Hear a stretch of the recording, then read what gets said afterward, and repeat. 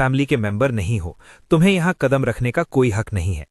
लिंग काइवा के रिश्तेदारों ने भी हकारत भरी नजरों से देखा और बीच में बोलने लगे।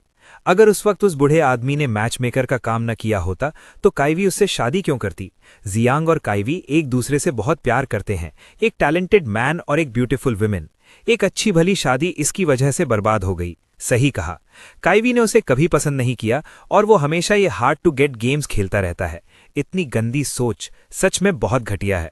मैंने उस भीड़ को देखा जो मुझसे रूखा बर्ताव कर रही थी। पूरी लिन फैमिली मेरा मजाक उड़ा रही थी। मेरे जिस्म ने एक ठंडक सी दौड़ गई। मैंने अपनी मुट्ठियां भींची और अपने अंदर उठते हुए जज्बात को दबाने की कोशिश की। मैंने सब पर एक ठंडी नजर डाली।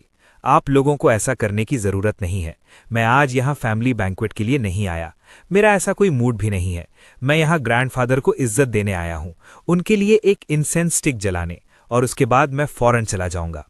इस रिक्वेस्ट के बाद उनके पास मुझे निकालने की कोई वजह नहीं थी, तो वो खामोशी से एक तरफ हो गए। मैं अकेला एंसेस्ट्रल हॉल चला गया। ग्रैंडफादर को खिराजे तहसीन पेश करने के बाद मैंने वो गिफ्ट जो उन्होंने मुझे मेरी शादी पर दिया था, वो फैमिली एयरलूम उनके अर्न पर रख दिया। ग्रैंडफादर, मेरी आवाज हल्की थी। आखिरी लफ्ज हवा में गायब हो गया, जैसे उनकी नींद खराब होने का डर हो। आपने एक बार कहा था कि जब तक मैं लिंग काइवी से शादी करूंगा, मेरी बाकी जिंदगी में मेरे साथ कोई रहेगा। मेरे होठों पर एक तल्ख मुस्कुराहट आ गई। मगर आपने मुझे ये नहीं बताया कि जिससे आप सबसे ज्यादा प्यार करते हो, उसके हाथों अजियत से सहना ज्यादा तकलीफदेह है, बजाय इसके कि आपके साथ कोई ना हो। लिंग काइवी मुझे पसंद नहीं करती। मेरी उससे शादी, वो इसे सिर्फ अपने लिए एक टॉर्चर समझती है। अपनी पिछली जिंदगी में मैं लिंग काइवी के हाथों इसी तरह छोड़ दिया गया था।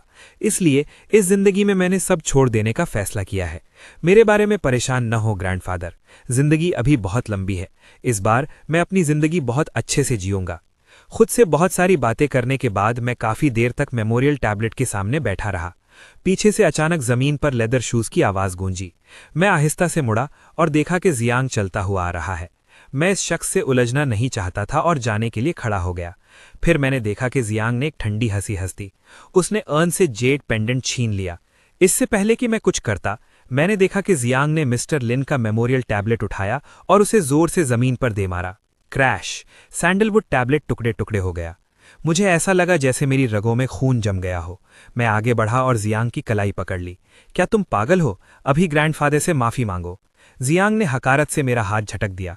किससे माफी मांगो? अगर वो दखल अंदाजी करने वाला बूढ़ा आदमी ना होता तो तुम्हारी जगह कब की मेरी होती। मेरी आवाज कांप रही थी। ये वो ग्रैंडफादर हैं जिनकी लिंग काइवी सबसे ज्यादा इज्जत करती है। अगर लिंग काइवी को पता चला कि तुमने उनके साथ ऐसा सुलूक किया है तो शायद वो सोचेगी कि वो अंधी थी। मेरी